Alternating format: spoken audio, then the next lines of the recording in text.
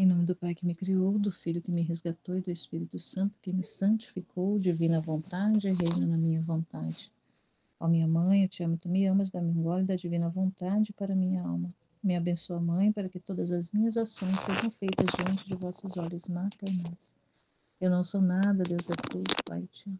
Vinde, Espírito Santo, vinde por meio da poderosa intercessão do Imaculado Coração de Maria, vossa amadíssima esposa e nossa mãe. Amém. Livro do Céu, volume 3, capítulos 47 e 48. No 47 é de 7 de março de 1900. A alma conformada ao divino querer chega a atar Deus. Esta manhã, encontrando-me fora de mim mesma, tive que girar e girar para encontrar o bendito Jesus. Infelizmente, entrei numa igreja e encontrei-o sobre um altar onde se celebrava o sacrifício divino. Subitamente corri e abracei-o, dizendo-lhe: Finalmente encontrei-te. Fizeste-me girar tanto até me cansar, e tu estavas aqui.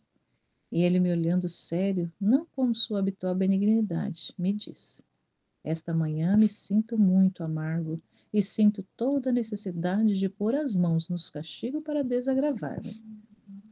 Eu, em seguida: Meu amado, não é nada, remediaremos isto agora mesmo. Derramarás em mim tuas amarguras e assim ficarás desagravado, não é verdade?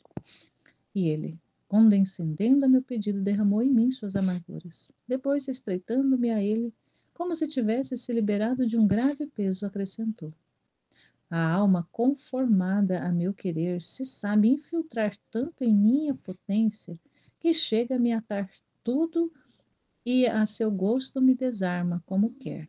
Ah, tu quantas vezes me amarras.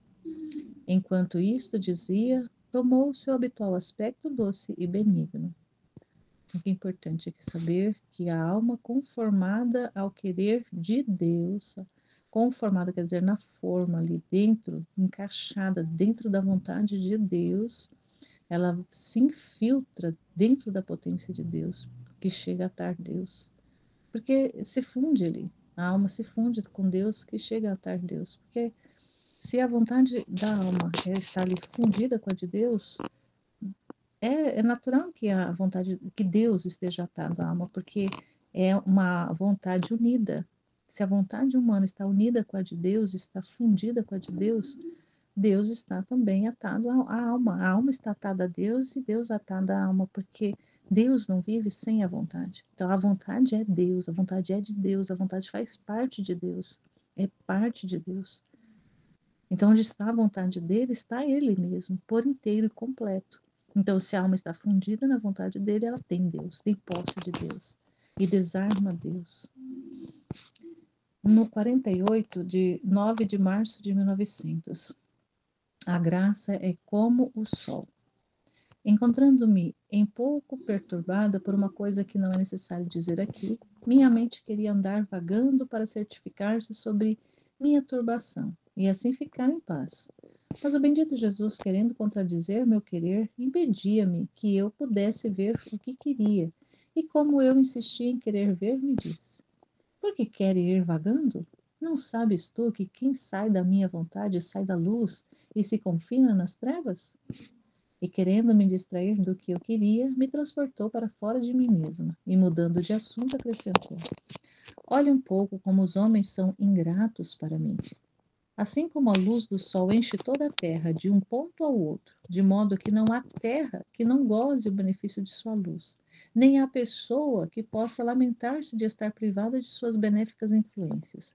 Não é verdade que o sol, investindo a todo o universo para poder dar luz a todos, toma-o como em sua mão? Só pode lamentar-se de não gozar de sua luz quem, fugindo de sua mão, vai esconder-se em lugares tenebrosos. Porém, o sol, continuando seu caritativo ofício, não deixa de lhe enviar algum raio de luz de entre os seus dedos. Assim, a minha graça é uma imagem do sol, que por toda parte inunda as nações. Pobres e ricos, ignorantes e doutos, cristãos e infiéis, nenhum pode dizer que está privado dela. Porque a luz da verdade e a influência da minha graça enchem a terra, e mais do que o sol do meio-dia. Mas não é a minha mas não é a minha pena ao ver as nações que, cruzando esta luz, os olhos fechados e enfrentando a minha graça com as torrentes pestíferas de suas iniquidades, desviam-se desta luz e voluntariamente vivem em lugares tenebrosos em meio de cruéis inimigos? Elas estão expostas a 1000 perigos, porque não tendo luz, não podem conhecer claramente se encontram no meio de amigos ou inimigos, nem fugir dos perigos que os cercam. Ah, se o sol tivesse razão e os homens lhe pudessem fazer esta afronta à sua luz, o que alguns chegassem a tal ingratidão que, para desprezar e não ver seu esplendor, irradiariam os olhos, arrancariam os olhos e assim ficariam mais seguros de viver nas trevas. Aí o sol, em vez de mandar luz, mandaria lamentos e lágrimas de dor, até perturbar toda a natureza. Não obstante, o que os homens teriam horror de fazer à luz natural, chegam a tal excesso de enfrentar desse modo a minha graça. Mas a minha graça, sempre benigna com eles, no meio das mesmas trevas e da loucura de sua cegueira, manda sempre resplendores de luz, porque a minha graça jamais deixa a ninguém, senão que o homem voluntariamente se afasta dela. E a graça, não tendo em si, tenta segui-lo com o fulgor de sua luz. Enquanto dizia isto, o doce Jesus estava extremamente aflito, e eu fazia quanto mais podia para consolá-lo, pedindo-lhe que derramasse em mim suas amarguras, e ele acrescentou: Compadece-me, se te sou causa de aflição, porque de vez em quando sinto toda a necessidade de desabafar em palavras com minhas almas diletas minha dor sobre a ingratidão dos homens, para mover seus corações a reparar-me em tantos excessos e à compaixão dos próprios homens. E eu, Senhor, o que eu gostaria é que não me impedisses de participar nas tuas penas. E querendo eu dizer mais, desapareceu e retornei em mim mesmo. Então, olha só que lindo. Jesus dizendo que o que ele sente necessidade de desabafar em palavras, porque ele é verbo, ele é palavra.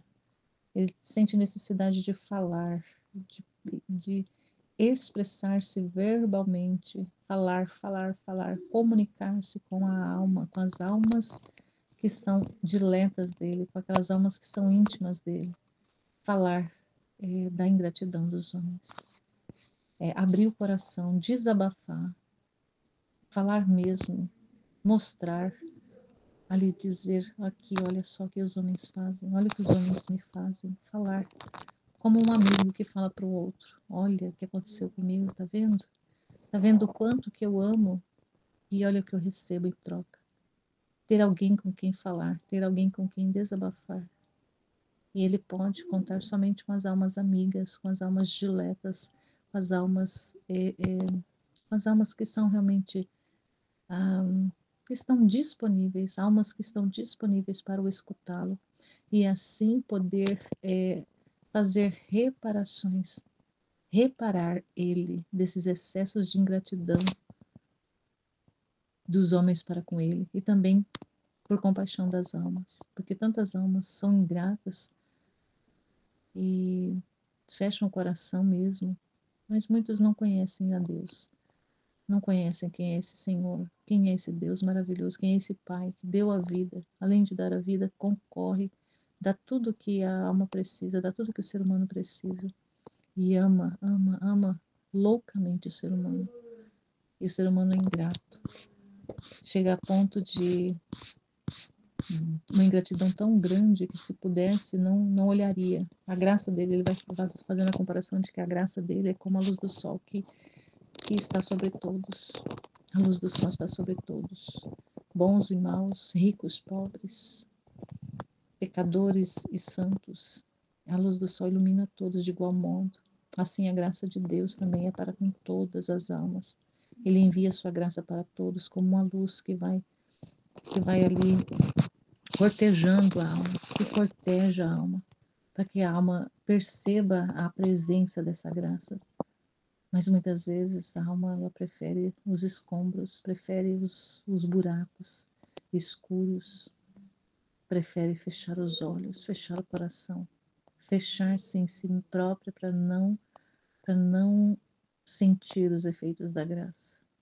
E muitas vezes a graça vem para nós através da palavra, através da presença, através de circunstâncias, através de tantas coisas. Deus envia a sua graça através de tantas realidades para nós, para os seres humanos, para todos os seres humanos, para todos. Ele fala que é para todos. Nenhum fica privado da sua graça. Mas é claro que a graça ela vai agir à medida da correspondência, da abertura das almas.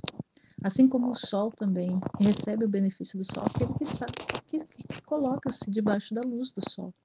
Aquele que está debaixo da luz do sol vai receber os benefícios da luz e do calor do sol, mas aquele que se entra na sombra, aquele que se esconde, aquele que sai da luz dos raios e não se deixa ser tocado pelos raios solares, ele não vai receber os benefícios. Assim também as almas com a graça. Se a alma se esconde da graça, ela está ali para todos, está disponível.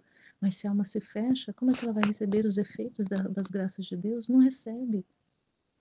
Não recebe, mas porque não quer, porque se fecha, ele fala que se fecha com ingratidão.